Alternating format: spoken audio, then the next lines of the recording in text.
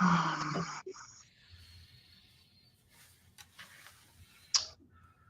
right. We are live. We'll be starting in a couple minutes. Got the infamous Kyle Marcel in the house. What's up?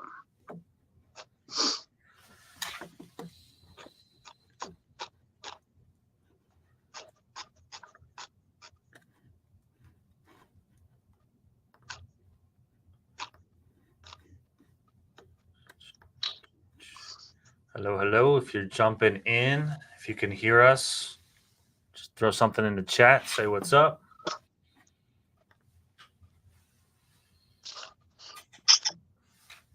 Let me check Facebook myself.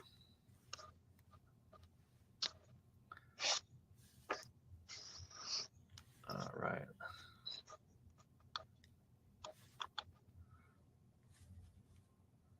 Hey, Brenda, can you hear us?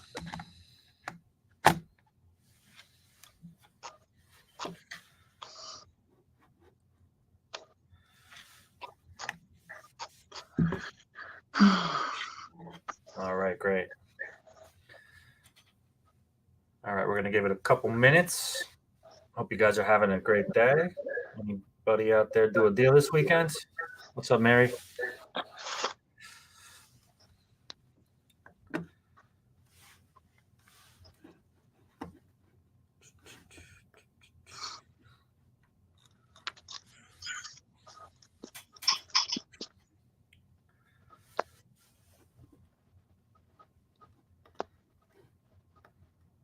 I can't see the chat. Can you? Maybe because I'm turned a different way. Yeah, I can see it from my end, but I can't see the person who posts except for on my phone. So I have my phone open too in Facebook, and I can see there. Hey, Kim Bell. Kim Bell. Hey. Hey, Kim, do you have that link that I sent you? If so, click that link. If you have time, if you want to get on camera in a little bit. Get on camera, Kim Bell. Let's go. Camera ready.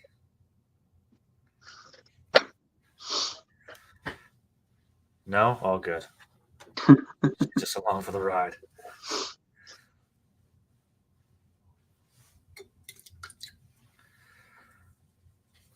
How? Let me resend it to your email. Hold on a second. Let me see.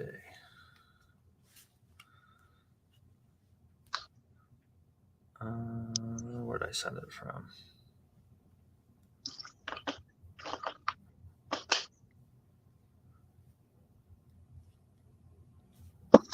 I'll text it to you, Kim.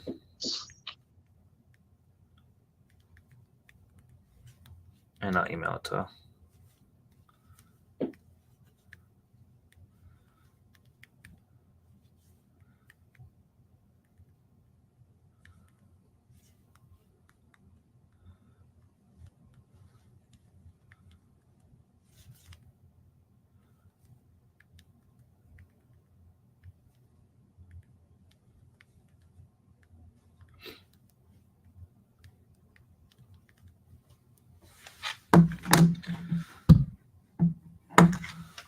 All right, let me just see.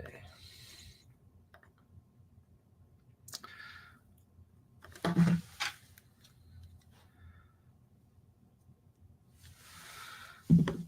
right, guys, are going to get going in just another minute here. Grizzly Adams did have a beard. It says Facebook user. I can't see who that is. It's not popping up on my Facebook yet. I'd have to guess it's Tommy Z. Oh, there's Kim Bell. All right, cool. Looks like she's running and gunning. Showing houses all day. It's freezing out. Kim Bell. Hey. Hi. My favorite person. The queen. You are a queen. I'm all right. Yeah. So are you in Holiday City? No, I just got home. Oh, okay. I Well, should have came welcome. to the office and hung with you. You I could. can't wait till Brick opens. It's gonna be so awesome. Yeah, It is going to be fun. it's gonna be a good vibe there. But I'm still gonna be Wall Township because it's bougier. That's fine. I'm only Drop kidding. the brick and then just put Wall as your address. Whatever you got to do. Well, literally, I could throw a rock and hit the Brick office, so I'm super excited.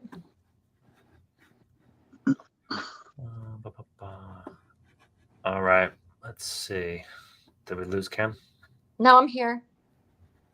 Oh, I'm there you go. ordering Instacart while we're doing this.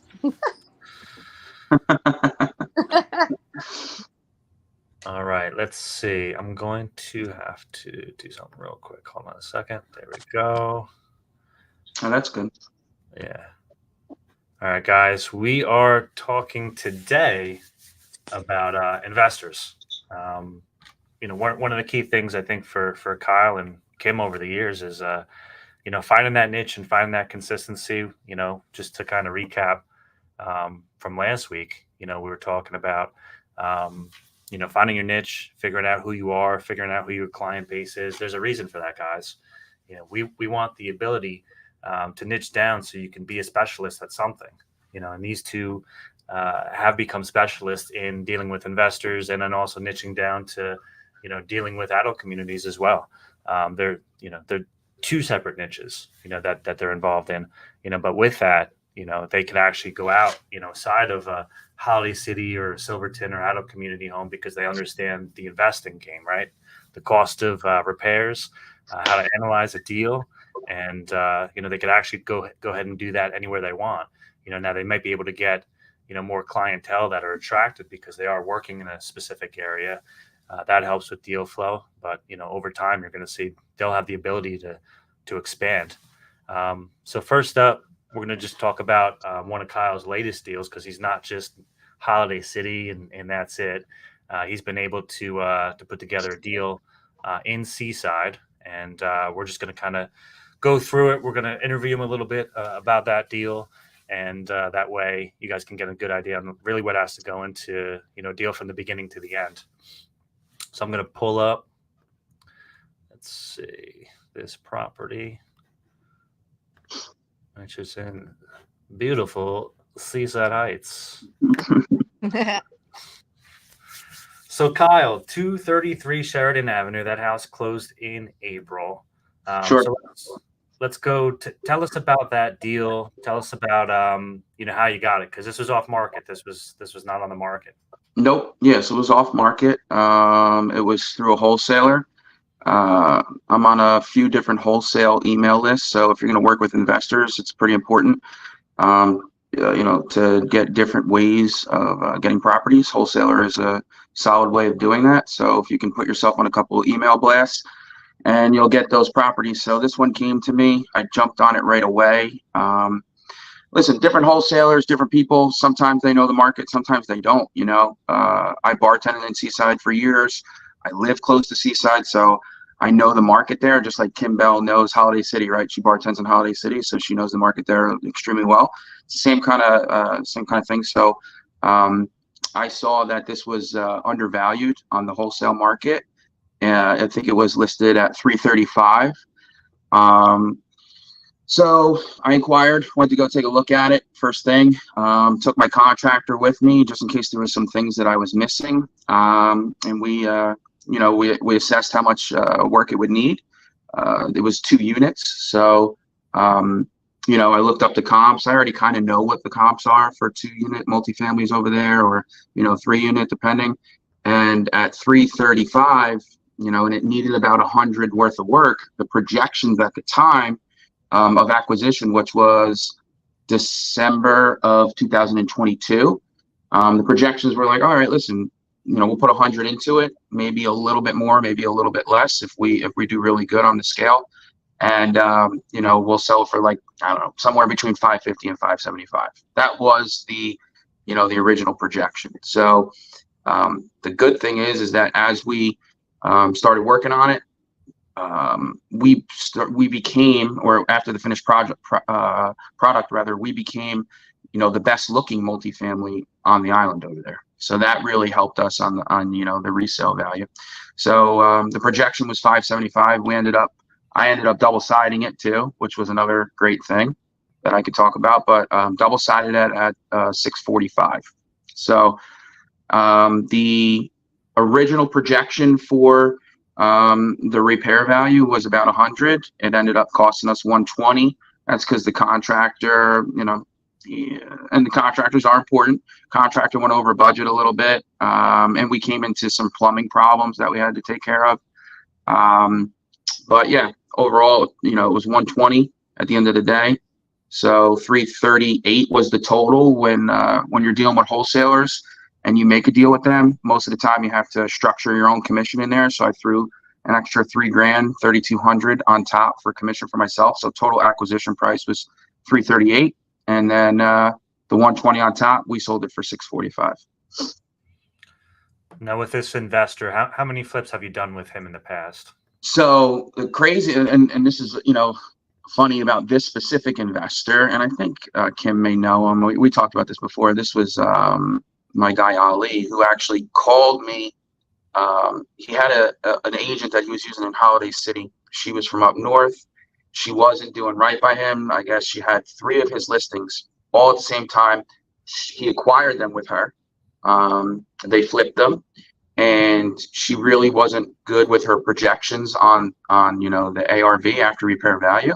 And so he calls me up and he's like, I see you're doing a lot in Holiday City. I see your marketing on social media and stuff. Didn't even know he was following me, to be honest with you. And so I don't know how he found me, but whatever, he's following my Instagram. And he's like, my agent's not doing what I want. She barely does any open houses. She's done 1 since we've been listed. It's been 60 days, blah, blah, blah. And I was like, listen, I can tell you what I'll do for you. I was like, I don't like to step on anybody's toes, but you contacted me. And he's like, listen, if you can, get one of these properties sold, I'll bring the rest over. So he gave me 1, sold it pretty quickly. And he, took the other 2 from her, and then he's, never looked back. So before this property, I did 4 with him. So this was my 5th one.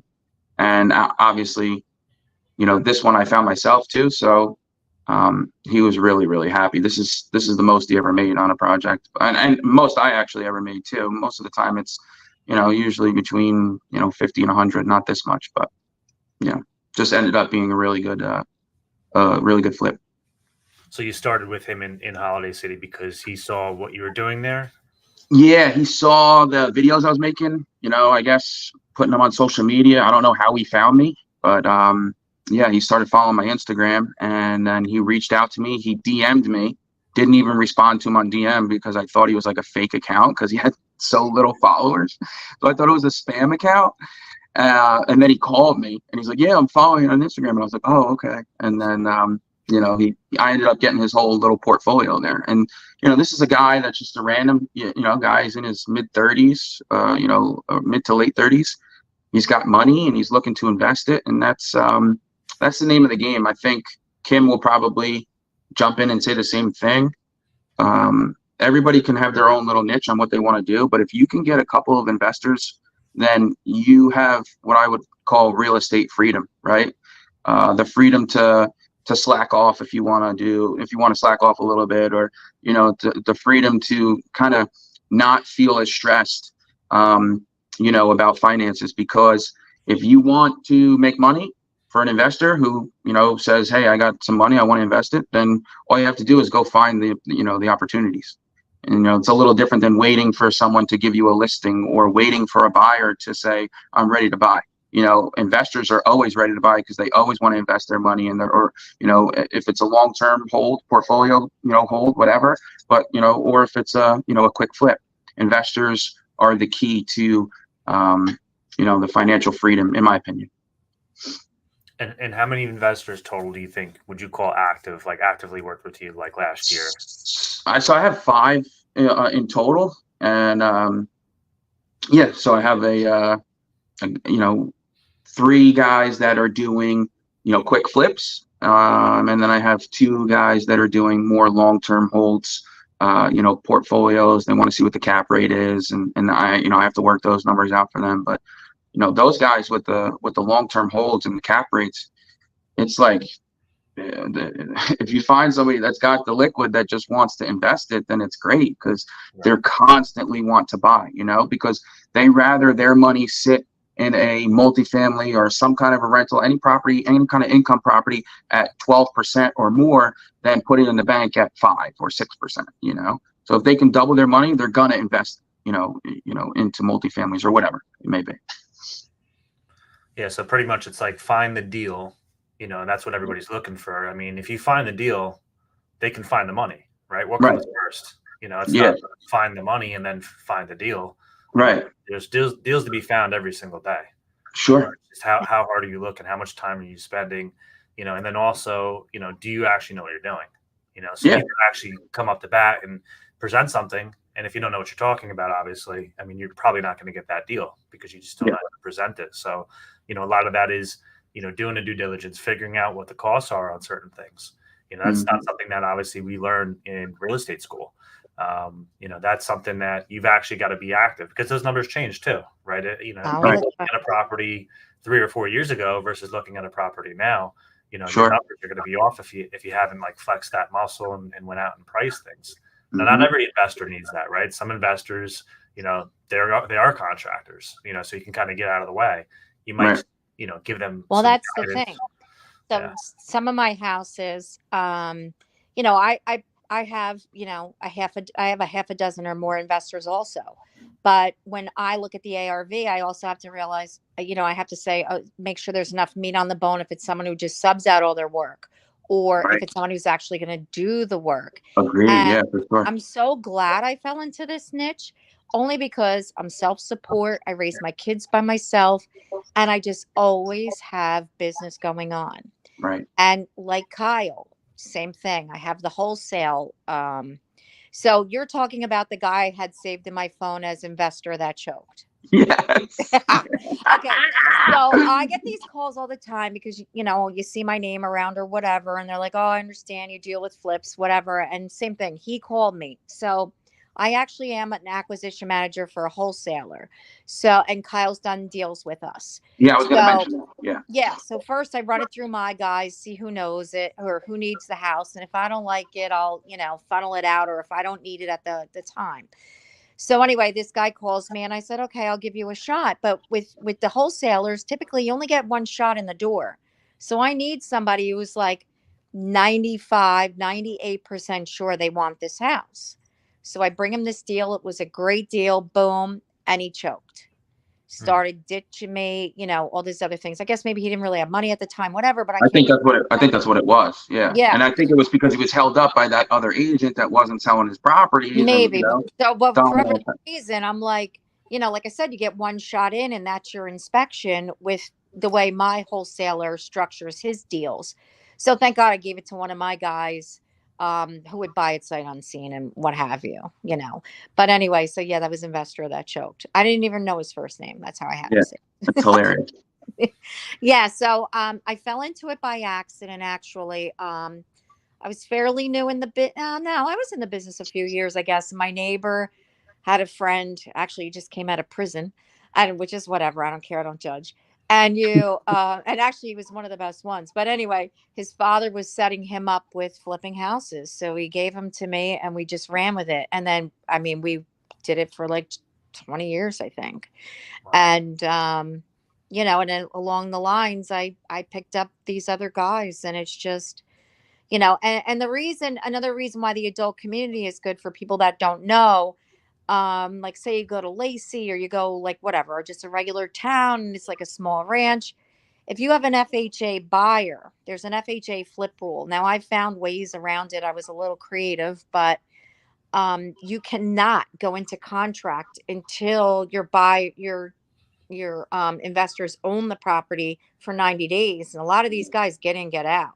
Right. So with the adult community, trick. Yeah, I do have a trick, but the adult community, a lot of times it's a cash buyer. So you're not worried about, okay, well, you just paid $225 and now you're asking $425. You don't have to worry about the appraisal so much, because basically you are your own comp, So that's the reason why the adult community is good. Also, like our area is significant. All right, if you buy a house in Cranford, it's either a colonial, a ranch, or a split, right? But if you come down here, a lot of times it's water and adult community is what we're significant for. So, I mean, there's just always buyers for the adult community, I feel like. And once you do one, you could do them with your eyes closed. I was going to say that that's one of the most important things, especially when it comes to margins. You see Know something, you exactly what that automatically kitchen's know. going to cost. You know exactly Cookie what that cutter. roof's going to cost. You know Yeah. what streets have bad crawl spaces versus what, like we're gurus over there. Yeah. It's That's what true. happens. I mean, it's kind of the same thing with our builder. He's very confident in building specific models because he's up to date on actual costs. Right. He knows it's apples to apples. It's so Right. easy. You don't want to practice. And then that's the thing, he says a lot. Yeah, I could build you this client a ranch, but I don't want to lose money, right? How can you quote it if you haven't done it in a while? There's no reason to practice and make mistakes and lose money, Right. Keep especially doing with, what you know. Do what you know. Do what you know. Easy. yeah. I can share my story on how I got my first investor, which is my biggest investor, right? So I was showing this kid who was a friend of mine from the bar for years ago. He asked me to get a house, right? He's like, "Oh, I'm looking with my fiance." He was looking at like 250s in Barnegat, right? And this is going back 4.5 years ago. So he's looking at some houses in Barnegat. I must have showed him probably 30 houses, right? Ends up not buying. Okay.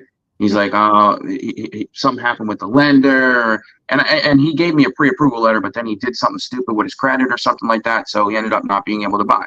Okay, cool, no problem. So I wasted a lot of time, but it wasn't a waste, right? Because it's never a waste if you really have good intentions. So he calls me after I, showed him houses that he never put offers in on about 4 months later, but because he saw how hard I worked, and he's like, listen, I work for a contractor. He's like, and this guy has a realtor. He's like, the realtor's not doing the realtor's not doing anything, to sell the house. They don't like her motivation. She's not hungry enough, blah, blah, blah. So I said, all right, no problem. So they gave me the listing, right? Sold it within like a week, which that was pretty lucky, I think. But regardless, I did what I did. I, made videos and social media, blah, blah, blah. And ever since then, took off. So I took that listing and I turned it into what is now a, lifelong business relationship, because the actual investor loved how hungry I was. And now 4.5 years later, we're like really close. We're, very good friends. And, so it just goes to show you that if you do little things, it can turn into, some huge advantages later on down the road. Well, it's getting the opportunity, and Yeah. you forge that relationship, right? And there's Right. people that receive these opportunities and you see what happens. They blow it. Right. They're not ready. They're lazy. They don't, they're not creative. They're not innovating. They're not going the extra mile, which I know that's kind of, whenever I worked with investors, I did a lot from 2016 to 2020 till my, buddy got into syndications. We'll cover what the heck that is at some point, because that's like the next level. But yeah, it was always going above and beyond and doing everything you can to make sure that, number one, your numbers are right and accurate. Sure. A lot of times what happens is, there's a lot of agents that are going to fluff an investor, and it's like, you can't hide behind. I won't do it because I don't want the call every day. Why did my house sell? I got to. Yeah. Right.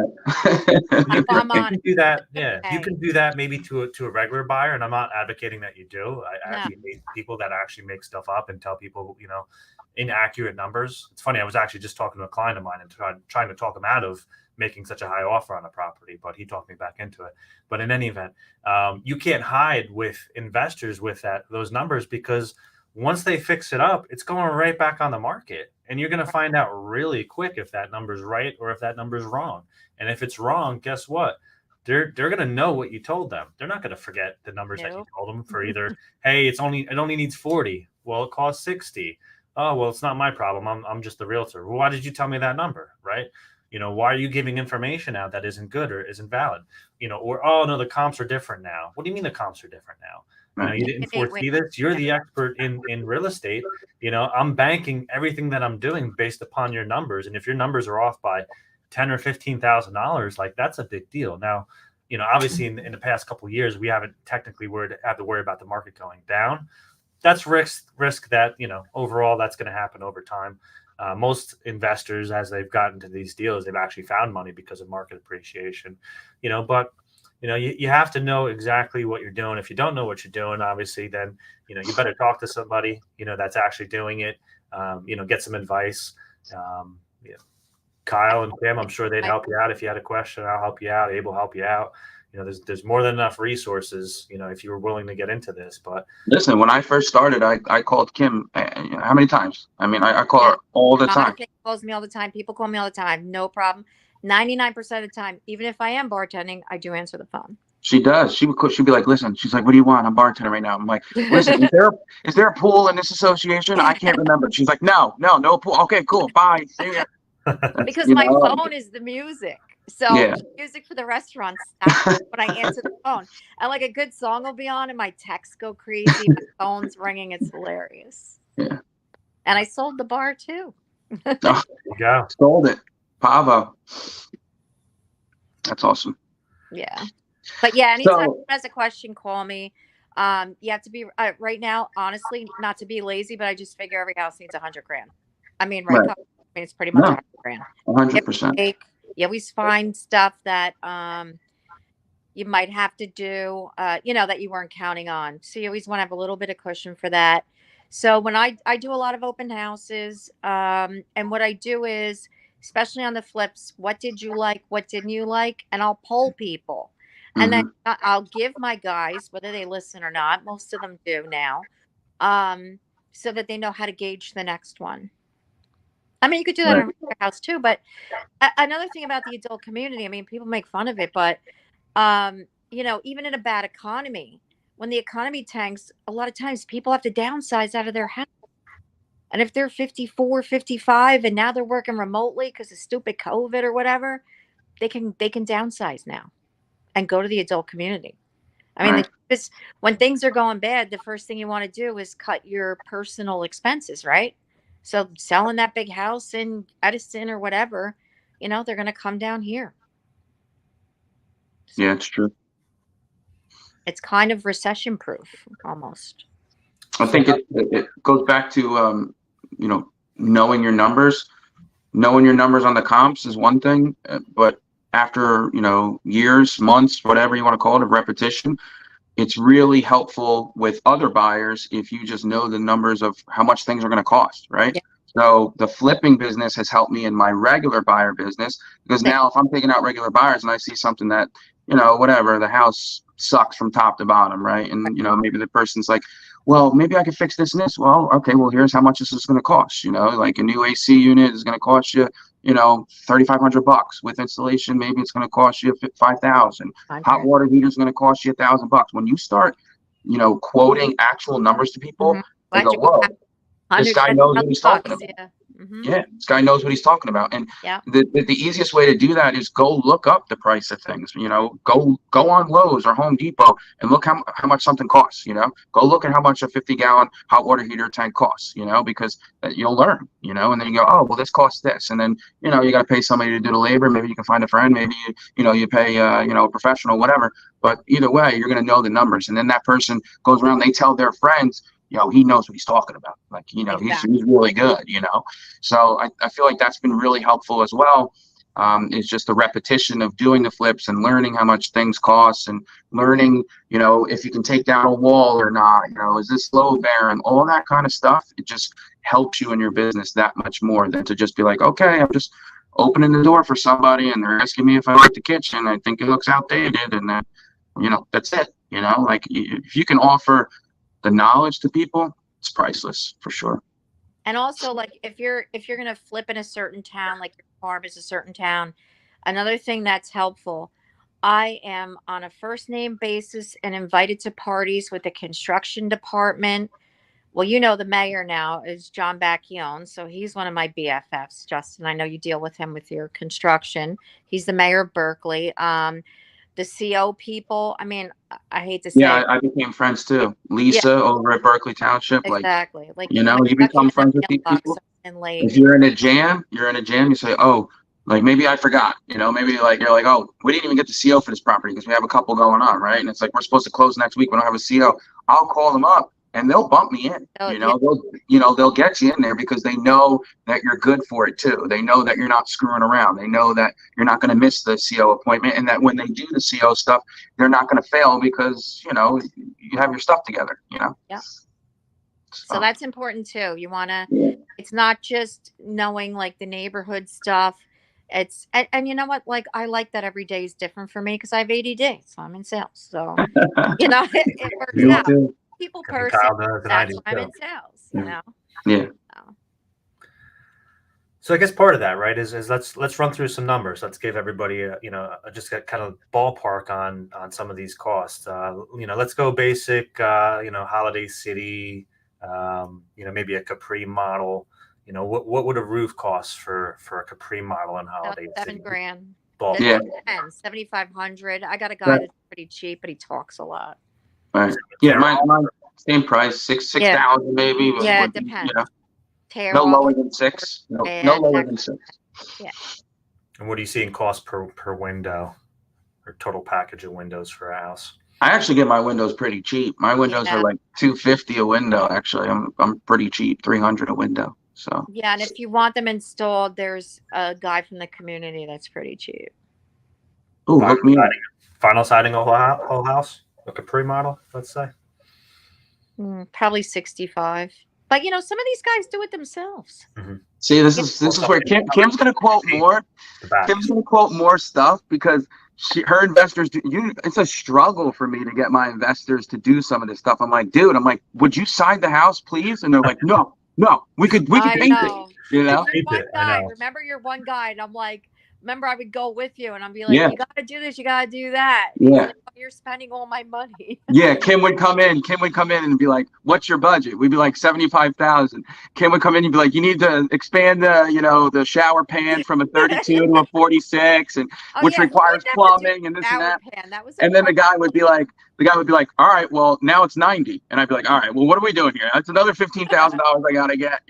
But guess what? Kim would always sell for a little bit more than I would. You want to know why? Because she's better quality in some areas, because she's doing more things, and I would explain that to the investor, but some investors have a hard line on whatever their budget is, and they're like, listen, I'm only putting X into it, and I'm fine with not making the extra X, whatever it may be. But sometimes I tell them, like, guys, you side the house for $6,000 and we'll get 20 because it's going to add to the outside aesthetic. It's simple math. So there's also there's a lot of the cheap flips out there, and I'd say that the number of cheap flips probably outnumber the number of actual good flips. Absolutely. I was actually in a few today, and they were pretty bad. Right? Yeah. You walk out and you're just like, oh, but I still have to do A, B, C, D. Right. Yeah. When you have something that's turnkey, people don't mind paying all cash and paying over ask and not having to deal with it, right? You're dealing with older population. They don't want to deal with people coming on their property and fixing stuff. Also the thing, like, they've owned houses and they're a little pickier. Right. Where Sure. like, I bought my first house. I was 24 years old. I didn't know anything. It was one of the things that got me into real estate. I didn't even do a home inspection, and like I said, I didn't know anything. So, but at this point of the game, especially where Kyle and I do a lot of business, like, the buyers are a little seasoned. Like, they know what to expect at different flips, so to speak. So, you have to watch that too, where if you're just a random house in a random neighborhood and you don't want to do this or that, it's fine. But you can't really get away with it where there's so many flips going on, and Kyle's guy does this and Kim's guy does that, and Joe Schmo does A, B, and C. Do you know what I mean? Yep. All right, we got some questions coming in. So let's go to the kitchen. Kitchen with, let's just say, a quartz counter, white. Obviously, everybody's doing white. Appliances. What's a ballpark on that? I got my cabinets is usually, depending on how many I'm putting in there, I'm doing, I don't know, 2,000, 2,500. Then I'll throw the granite on. Usually the granite's like $3,000, anywhere between $3,000 and $4,000, depending on the level of granite or quartz. So I like to gauge like $8,000. I'm not putting. Yeah, 8 and the appliances. One of my guys actually owns a wholesale cabinet company. One of my group of investors, so that's obviously helpful to them. But the numbers are the same. appliance package, just, $3,000, whatever. And I tell people when I'm not at a flip, like I said, when I'm dealing with regular buyers, let's say the whole kitchen needs to be renovated. I'm like, all right, listen, you could do an IKEA kitchen in here for $6,000. You know what I mean? Or you could spend a couple more bucks, and you could spend $10,000. Or you can go totally off the wall and do these $20,000 kitchens, like people put in, and they put in 42-inch. You got to know certain things, like specs of a cabinet, right? You're doing 32, 46, are they going to the ceiling? Are you going to put crown on top of it? Yeah, all of those. I'm a 38 with a fill and a crown. That's what I recommend to people. Yeah, well, exactly. So little things like that. I tell every buyers, because I deal with a lot of newer buyers, because from the bar business, they're they're older, and now they're more matured and they're ready to buy a house. So I was dealing with them when I was 21, and now they're of age. So to buy a home, 15 years later, whatever it may be. And so I'll try and educate those newer buyers and say, hey, every time we go into, this is like almost a staple, right? I'll go, all right, here, I'll open up a kitchen drawer, right? And I'll show them the drawer, and I'll teach them what dovetail is. You say, you see, this is dovetail, right? This is what you want. This is how you know it's a quality cabinet, right?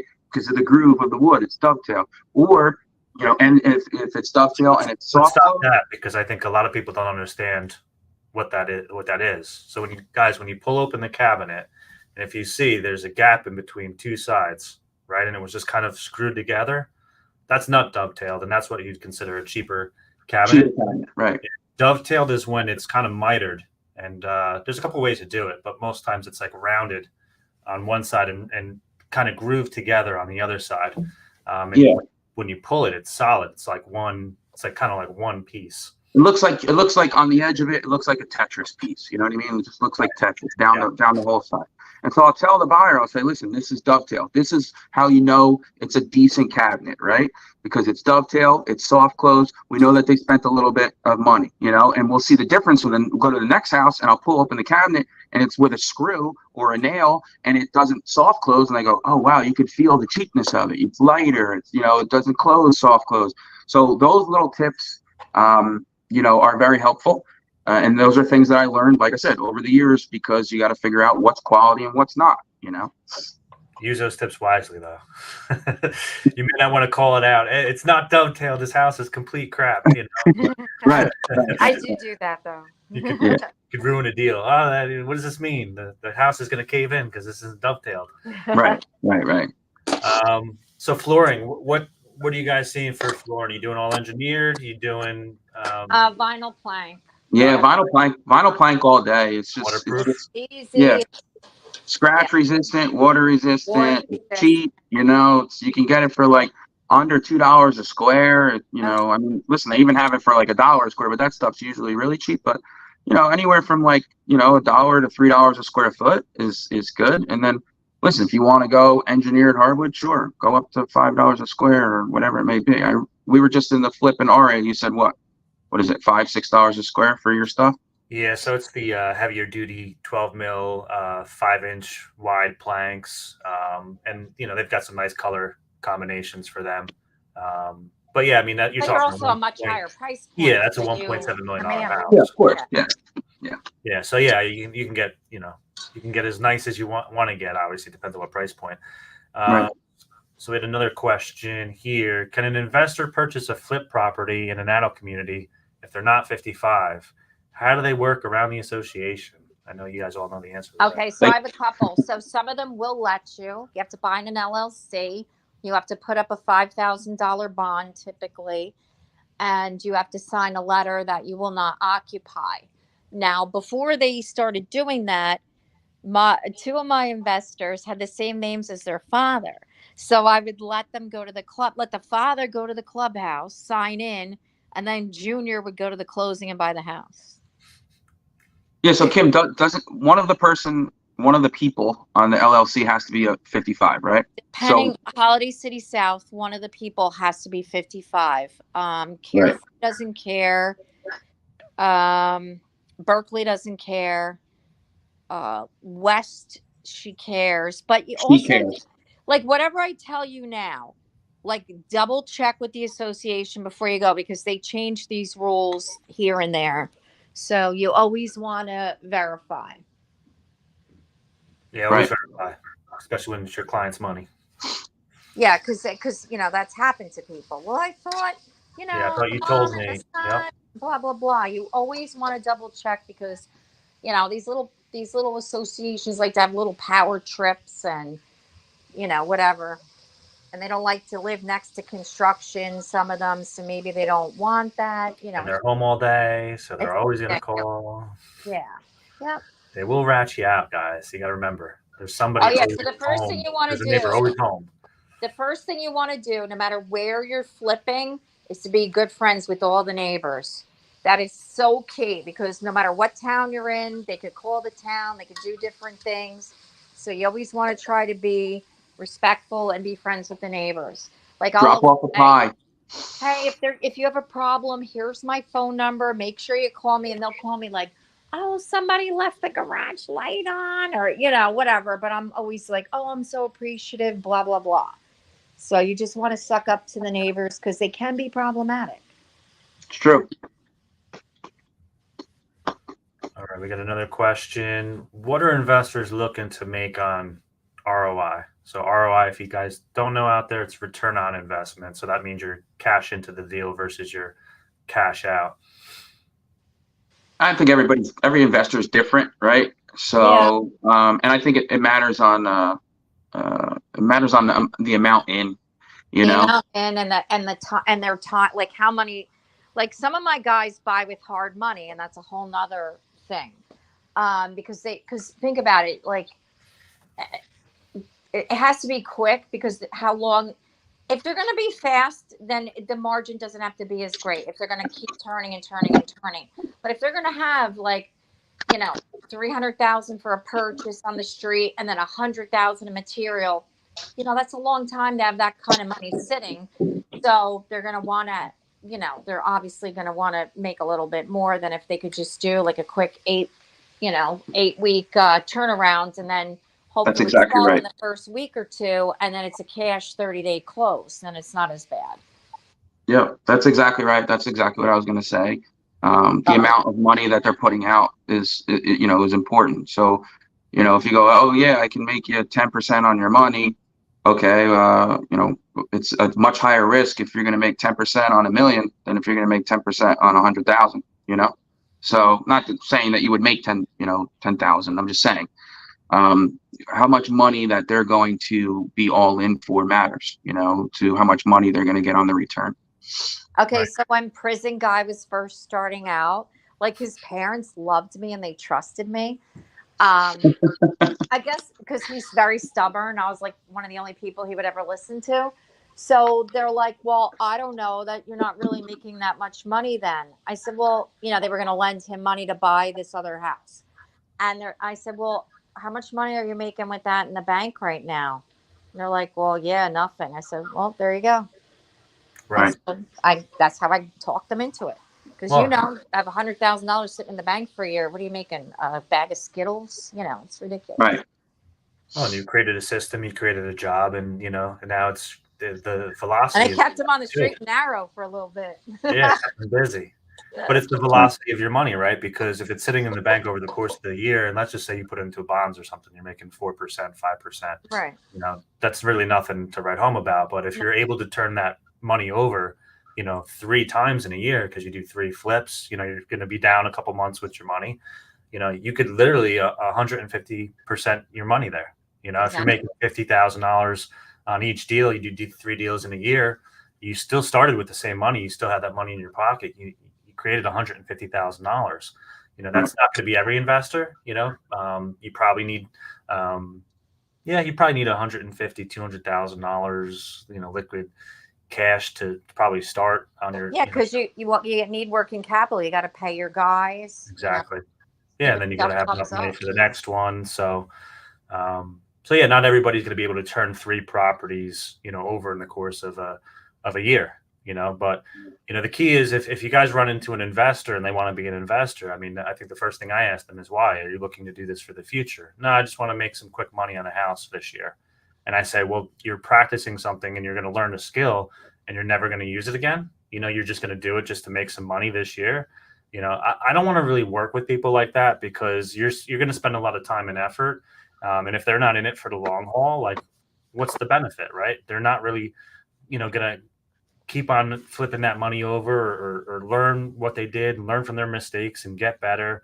You want to learn with the investors that are actually going to hone in on their business skills, and at some point it becomes like a machine. Exactly. Right. I have people that come to me that ask about building, and I said the same thing too. I just want to make some money. Well, if you don't want to be a builder, why build a house? Right. Because the first one, you're probably not going to make money. You're not going to make money. It's potential that you will lose money, but you're going to gain an education. So if you're willing to gain the education and not make money on the first deal, but it helps you to put together the system, that's the key. That's what this is. And that's why, long term, most investors that are very successful, they've been doing it for a while. They're not newbies. Right. Yeah, here's another important point before I forget. So, getting back to the whole neighbor situation and the towns, you got to pull a permit for something. I mean, what's nice, and these guys don't like to do it, but you want to have something, Kyle, you want to have something in the window. And, what's the beauty with the off-market properties, because this is an issue I'm having today, trying to get something out of review. The property was off-market, and it's never been listed before. So the town doesn't know, nobody knows that, hey, that wall wasn't already down. Right. Listen, I don't like to be shady. Everyone's going to do a home inspection and pick it apart with 8,000 things wrong, no matter how great it is anyway. We all know this. But I suggest getting a permit for either the electrical, like just stupid. You're going to do hi-hat. Everyone's doing hi-hats. You're doing hi-hats. You need a whip for maybe a cabinet with a light in it, that kind of stuff. Or if you're doing HVAC system, that's key. And then do those two things, get the inspections before you do anything else. And then the neighbors, like I said, they see the permit card hanging in the window. The town's not going to come back in again. You're going to do those two things and get it out of the way. And when the attorney in review says, did you pull the proper permits? Well, here's the electrical, here's the plumbing. The wall was already down. Everything else was cosmetic, because you don't need it for cosmetic anyway, or a roof or siding. But I would recommend that. Some associations, I just got banged at Holiday South. City South? Yeah, so South banged me for I didn't approve the siding color with them. Apparently, they brought me in, interrogated me like I literally killed somebody. I had that meeting today, 10 o'clock. Yeah, there was like 6 of them, and they're like, that you didn't come to us and ask for permission to put the gray siding. I was like, all right. They're like, that's the rules. What if you put pink up there? I was like, well, I don't think pink would sell, but I did use the neutral color. Because of that house on Orlando that looks like John Deere. Yeah. They've been in court trying to get rid of it. So, so always double check with the associations. I was there today for my meeting on one of my houses, too. And I know them all. It's fine. They're easy. Right. It's not a big deal, but it's just a step, because that is a $250 violation if you don't do it. Right. Yeah. So we didn't check with them about the siding color. That it's a simple. You got to get it approved. We didn't do that. They charge us $250. It is what it is. Yeah. But it's funny because I guess it's the only one that they caught, because I've sold probably 15. Listen, I sold 15. They go. I go, well, I've never had this before. And they're like, what do you mean? How many houses? And I'm like, with this flipper? I'm like, probably 15. And they're like, really? What were the addresses? I'm like, I don't know. I can't remember. Now anyway. This is the one guy, and I know him. He started like driving around and looking. Yeah. So they want to see roof, shingle, paint, and or siding color, depending on what you're doing, and if windows are changed. But again, so just to reiterate, like Kyle's saying, if you're going to be in a certain neighborhood and there's an association involved, ask them. Like, is there a limit on how long I can have a dumpster? Is there, do I need to get approvals for arborvitaes, or whatever the case may be, because you got to try to win those people over too, because you're always going to need a favor. You're always going to need a last minute appointment. You're always going to need something, so it's like I said, it's not just finding the house. It's not just having the flipper.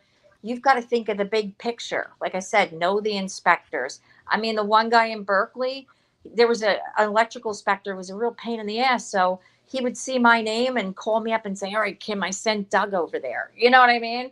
So it's all about real estate in general. It's all about building relationships and a Right. story. You know, I whether think that client, lawyer, your mortgage rep, your builder, the guy at ABC and side, whoever. That's the name of the game. one thing that I don't think we talked about, and that's pretty important, especially in Holiday City, but I guess anywhere you're gonna flip. But Holiday City, everybody's flipping. It's a Mickey Mouse game over there. And you get these Mickey Mouse investors. I call them Mickey Mouse investors that aren't seasoned, right? So when a property comes on the market and it's a decent price, there's only so much room for margin. So you'll get a property that really shouldn't sell over X. For example, maybe it's a Lakeview, right? And it's a Lakeview, is a 2-bedroom, 2-bath. It's a little over 1,200 square feet. If it has a back room, great. It's better for your ROI. If it doesn't, whatever.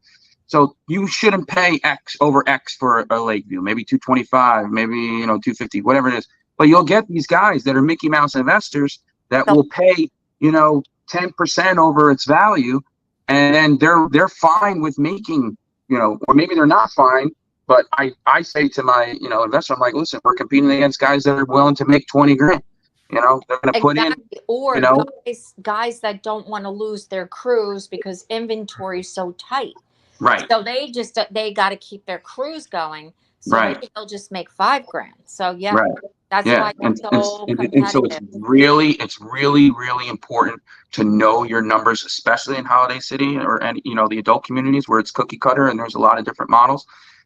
It's really important to know your numbers there, because you can get caught up real quick, especially if it's like one of your first couple ones. You're trying to build a relationship with an investor and it's like, oh shit, like I overbid on this. There's not a lot of room for error. And then you found out that, a couple of the beams in the, under the house are totally infested with termites. They got to be, replaced. And now, that's an extra $7,000, $10,000, whatever it may be. And now that comes into your budget. And now the guy only walked away with 5 and he was going to walk away with 20. And you know what I mean? So it becomes very, very competitive very quickly. So you have to study the numbers. You have to study the comps and get familiar with them. And then you can do really well, All right. And to piggyback on the comp situation. So you're going to start out, you're going to have your investor, and maybe you'll look up properties that either Kyle or myself did, and maybe they were wholesale deals. Now, here's the thing with the comps, with the wholesale deals. Obviously, they're not in the MLS.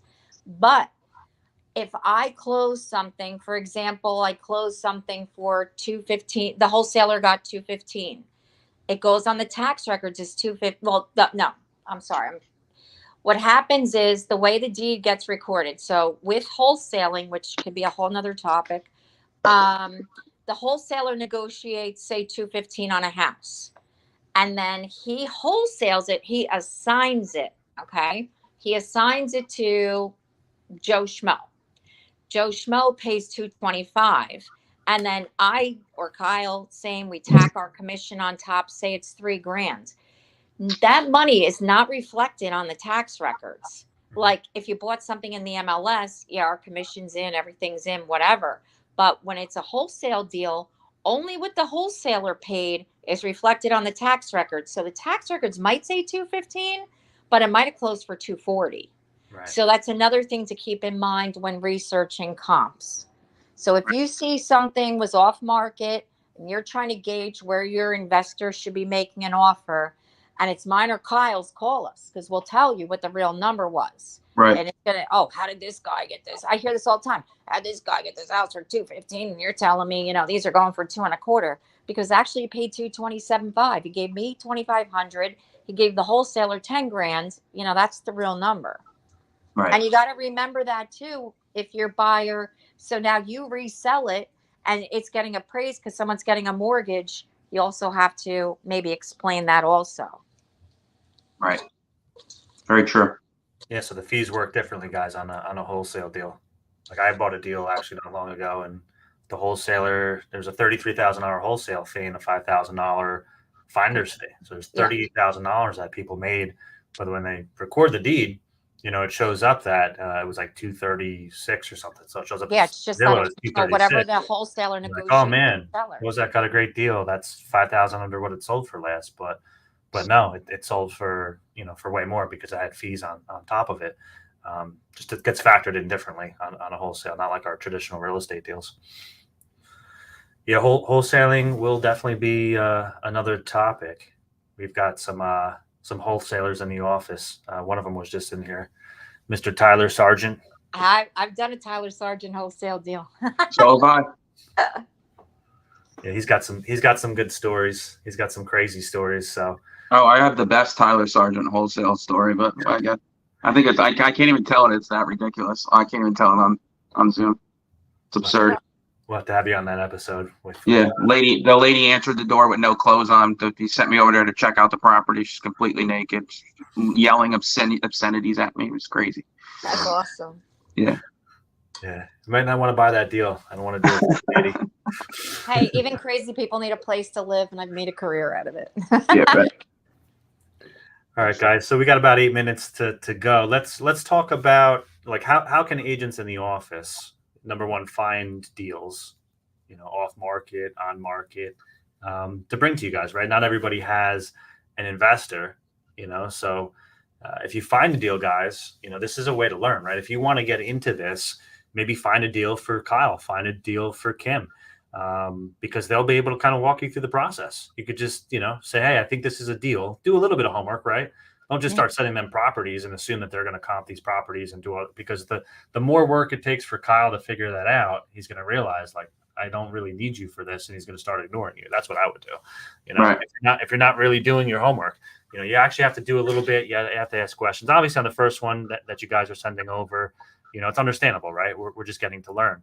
Yeah, that's how we did it, right? Yep. Yeah, 100%. Like I said, I called Kim. I called Kim so many times. I'll still call Kim.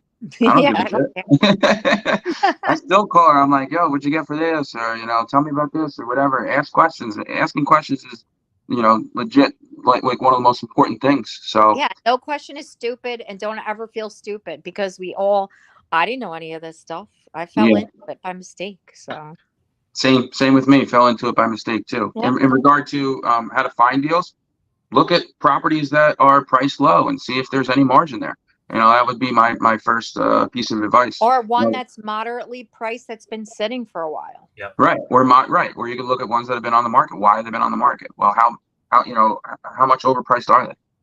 And so and then you can start doing the math and you say, hey, well, it looks like it only needs a kitchen. All right, well, we just went over it. The kitchen is 10 grand. All right, what else? Does it need a new HVAC system? Well, an HVAC system, is there duct work or can you just replace the actual system that's there? You need to run the duct work as well. Because if you're just replacing the units, then maybe it's only 8,000 or something. Yeah. If you're going to run duct work, then maybe it's 12,000 or 13,000, whatever.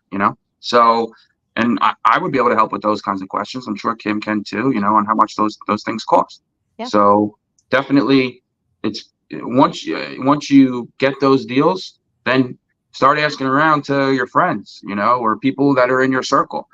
Family members. Hey, do you know anybody that's looking to either flip, or do you know anybody that's looking to invest long term, that's looking to build a portfolio? Somebody that's looking to buy a couple of income properties, have them just, take the $1,000, $2,000, $3,000 a month income, and then, have them as tax write-offs and build a portfolio.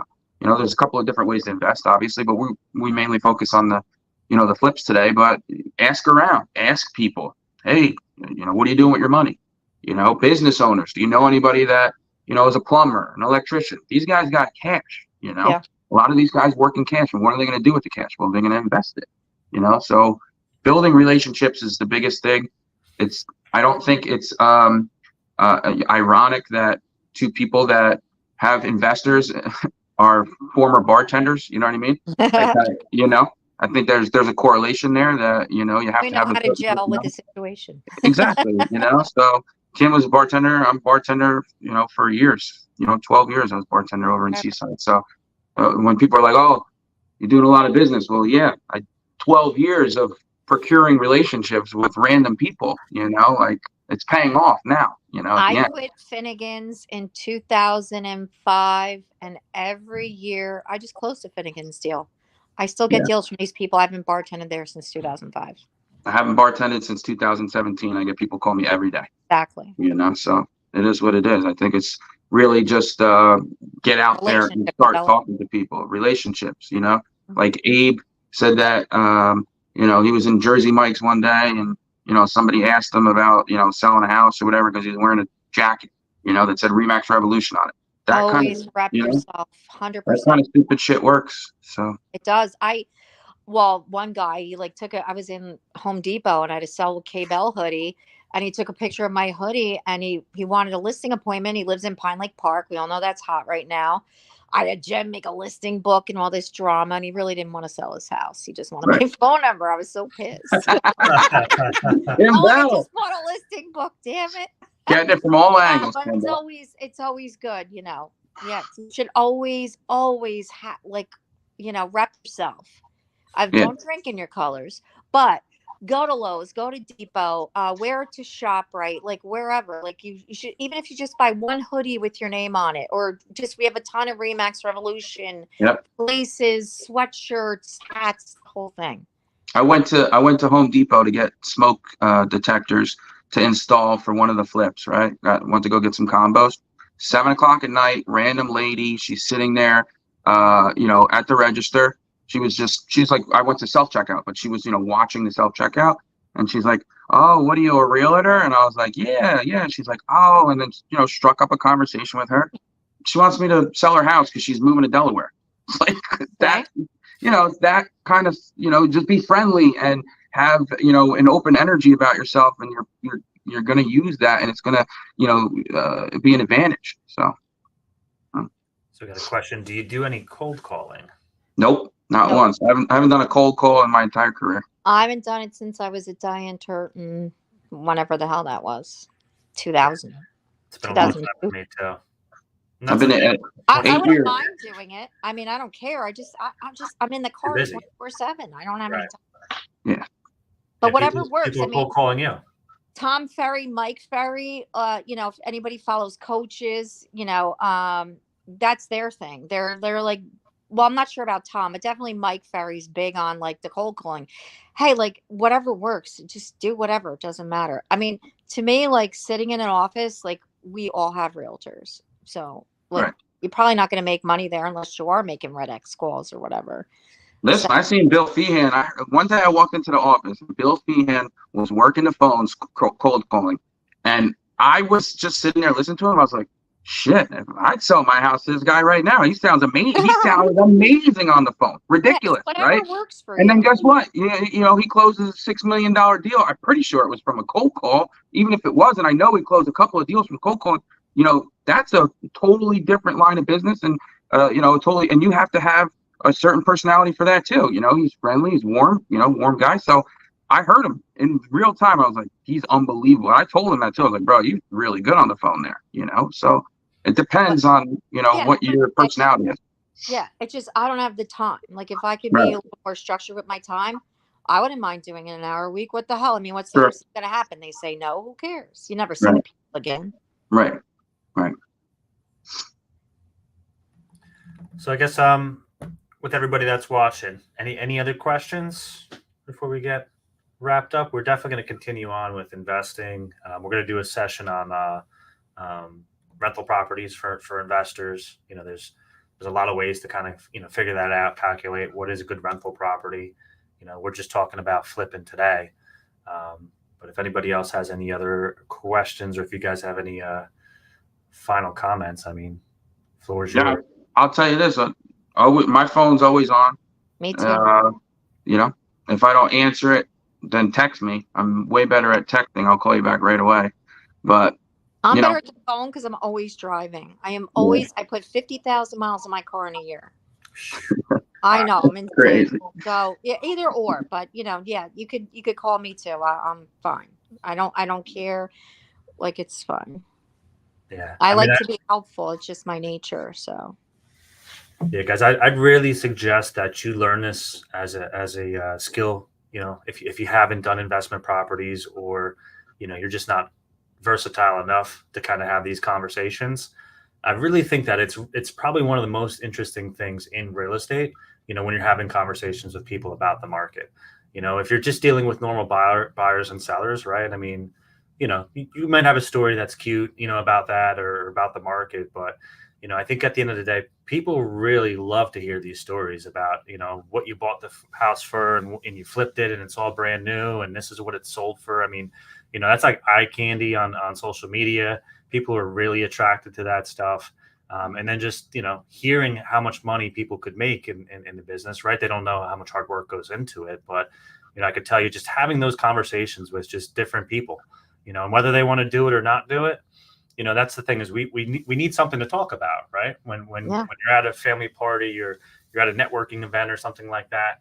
And if you can talk investor language, I'm going to tell you, things really open up, because if you could talk investment language, your normal buyers, they're not going to have any issues working with you. Because just like Kyle said, being able to walk a normal house with a normal buyer and bring the mindset of an investor to those conversations, whether you're talking about what repairs need to be made, the costs, and they can get that real time.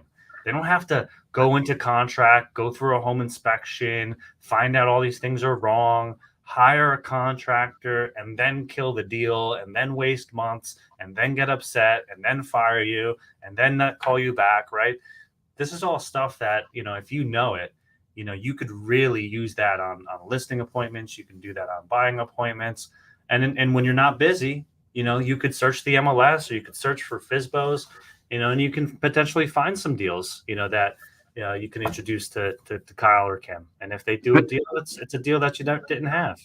To piggyback on what you just said, another important piece is that when you have that knowledge, right, you can use it. So when you're taking out these buyers and they might get that overzealous uncle or dad that thinks he knows everything, and he hasn't bought a house in 20 years, and he goes, oh well, a new AC, this is going to cost $20,000. Like, Right. No, actually it's not. I know exactly how much it's going to cost. You know what I mean? And or a new hot water heater, it's going to be $4,000. You're like, Exactly. no, dude, $1,000, dude. Like, stop. $1,000. You don't know what you're talking about. So that actually really helps in those situations. Not that they're going to be very prevalent, but they come up, and so now it gives you that much more power over, your buyer, in the sense of, where you get the parents that come in and try and control situations, or an uncle, whatever, that tries to control a situation, actually tries to make you sound like you don't really know what you're talking about, So. Right. And you guys have contacts for all those things now too, right? You Absolutely. know for kitchens, 100%. bathrooms, and roofing, and siding. Like, let's say I don't know. I'll call my contractor up, or my plumber or whatever, in real time while I'm at the house. Like, actually, I don't know. Let me check real quick. I'll put them on speaker. Hey, how much is this? If I don't know myself. And you know what? Knowledge is power. And, sure. That's what the public is hiring us for, our knowledge. So like Kyle said, the two of us know all these extra things. I mean, obviously flipping isn't my whole business. I mean, I do everything. It just happens to be one of my, a niche to have my bills paid on a continual basis. Right. And everybody and their brother is watching stupid HGTV. Right. And half of that crap is fake. Mm-hmm. So Right. probably most of it. So, it is better to educate them. Like Kyle said, just walking around, it is helpful. Like, yeah, let me call Pat, my plumber, and blah, blah, Right. blah. Exactly. And then they go, this guy knows what he's talking about, or she knows what she's talking about. They're the best. Oh, they're great. They're so smart. And even though I'm actually an idiot, but I know, I'm my right. niche. I get by. Yeah, if somebody starts talking about HGTV, just be like, there's no closing costs in those numbers. Yeah, They're flashing up there. They already decided what house they were going to buy before they decided. They already moved in. They bought that house. Those other houses weren't available. Right.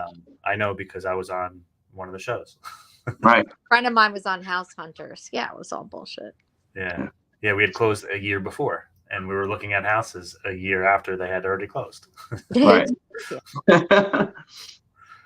But let's see, one more question. We got: a quality flipper makes a difference. I knew all of Kim's houses when I walked into them before I even knew her quality. Oh, who is that? Guess. Sherry? Yeah. Who said that? Sherry. Yeah. I think Kim has for sure, she has the best contractor. but it's money. It's I don't even think it's really, it's money. It's willing to do the work and spend the money, because Well, some of them have the mindset like, my name is on this, and right, I wouldn't let someone have a house that I wouldn't live in. right. Some people take pride in that stuff, Yeah. Yeah, when you have those investors, they're hard to find, unfortunately. I mean, it's a flaw. That's kind of me. Whenever I've done something, I've overdone it, and then I'm like, oh man. Then I had these other two guys that hired me after the fact, after they did a house and they met me at an open house or whatever.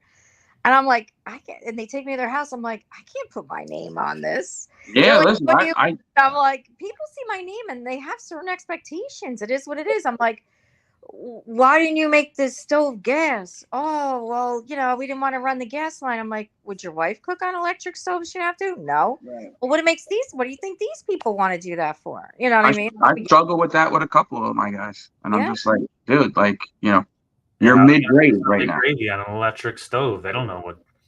It's a whole different thing. And I'm like, look at this paint job. Who painted this? You fired a painter. Well, I did it. I'm like, well, don't. Yeah. It's true. They always have to be honest. Don't just stroke these guys because, one of them, it was funny because it was my mold guy, Steve from Patriot. Super inexpensive. He's a great guy. If you need mold and termites or any of that stuff, he's great. He'll save a deal for you. He saved money for me. And the flip, and he didn't, I guess the guy, he was like a newer flipper to me, and he didn't know that Steve and I worked together for years. And he said, oh, you got to do this quick because my realtor, she's very strict. She runs a tight ship. But, it's important. Yeah. All right, guys. Anything else? No, that's it. Let's check on Tommy Z from Tommy Spring. Z.